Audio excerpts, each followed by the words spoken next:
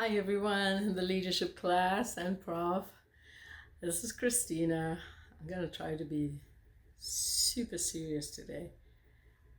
How was that? It was good? Good. Done. All right. So I am a last born twin. Yep.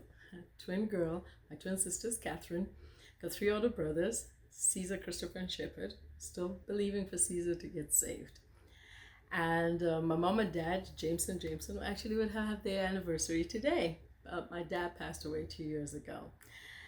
And everyone's pretty much back in Zimbabwe except for me. I've been all over the place, all over the world. I consider myself a modern day gypsy. Yes, if there's such a thing.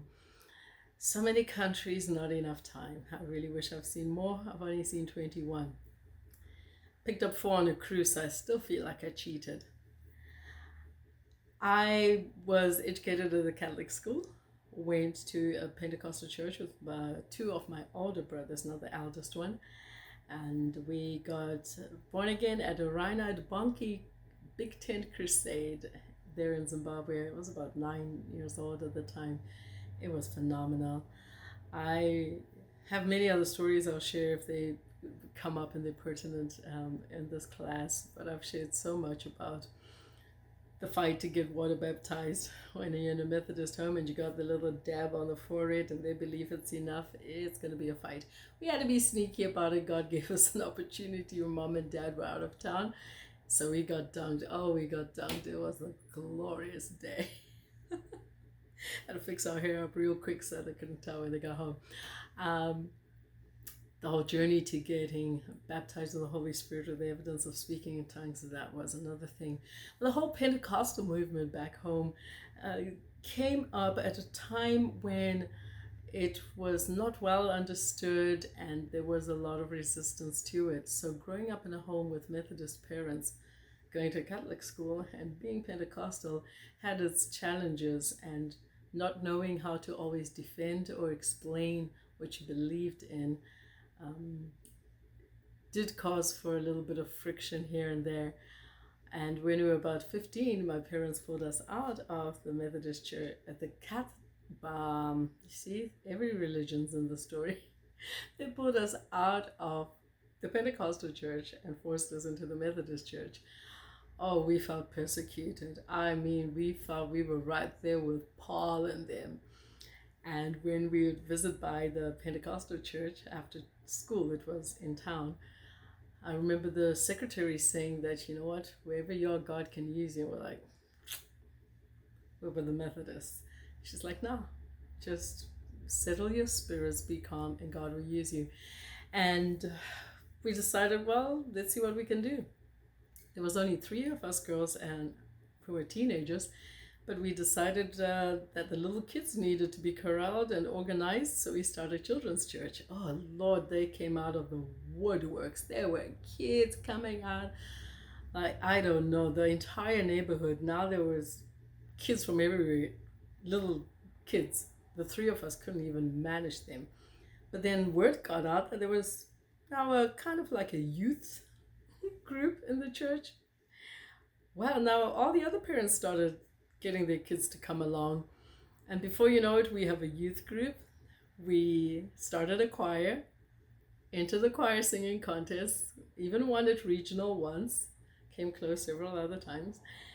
And I did see God do wonders in a place that we had resisted so much. It's a little bit like a Jonah and a Nineveh sort of a story, right? And by the time I finished high school in the Catholic school, which that's a whole bunch of other stories there, I felt pretty sure about myself and where my faith was, and I knew that I had a calling in my life. My pastors had confirmed it. Some even call me Pastor Chris. I'm here for this. I'm ready to serve the Lord.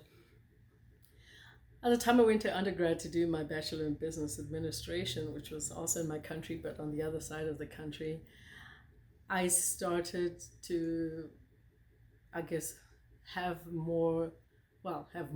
any freedom. My parents were very, very strict.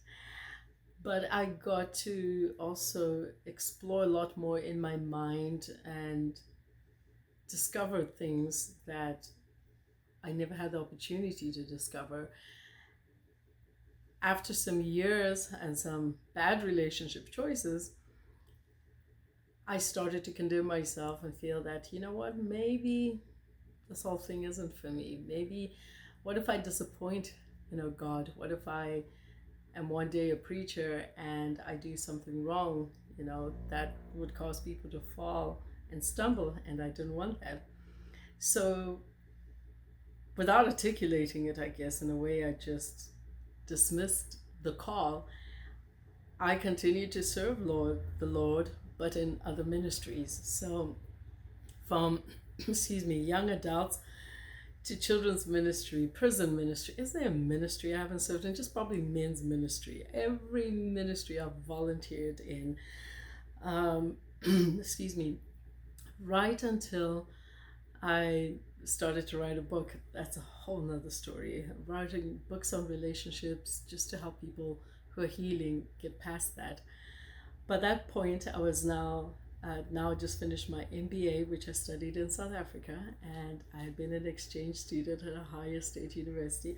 Oh, yes, we got to do that. OHIO. Go Buckeyes, yes. And my story got a little bit minced up there, didn't it? Okay, after my MBA, which I did in South Africa, I went to Ohio State University as an exchange student for 6 months. After that point, I wound up in the Bahamas. Long story.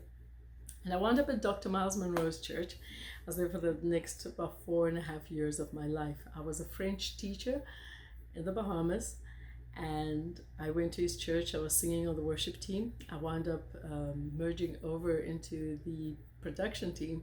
So I was helping with the video and the graphics production.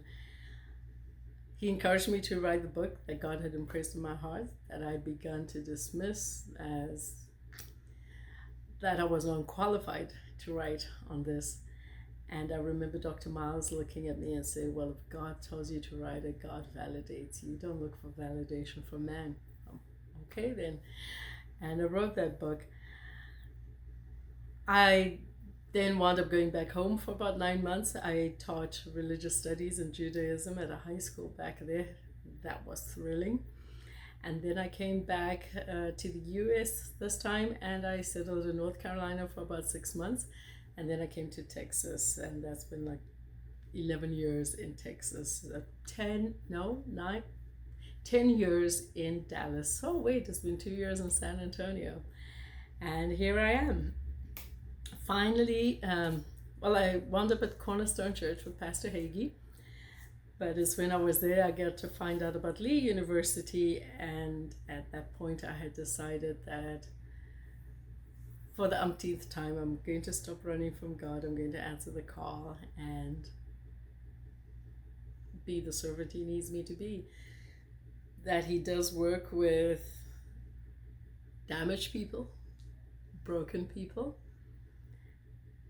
and that the testimonies that we have are the most powerful things. What's the other thing I'm supposed to talk about? I think I'm still on point number 1. Oh, why am I taking this course?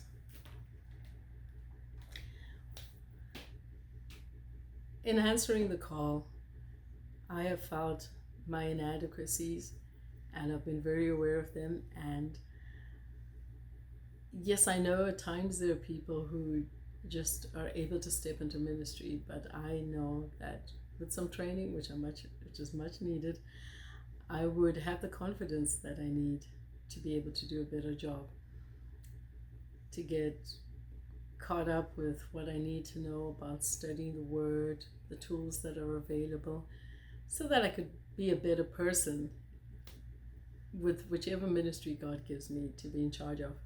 Just like Solomon prayed when God asked him after he had made that epic offering, and God said, what do you want? Like, name it. And he said, I'd like the wisdom to lead your people.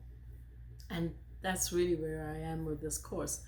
I'm hoping to get a lot out of it. I'm hoping to get wonderful friends. I got a few already so far. Jerry and Clint are some of the girls. I would love to get some awesome mentors. I no longer have a mentor in my life, and I want one. And I would love to also have other pastors that are also coming up with me, who will share the journey, who will be my accountability partners, and who will encourage me. We are at 10 minutes. I so have to stop. This has been such a joy. Yay! I look forward to seeing you all. Bye.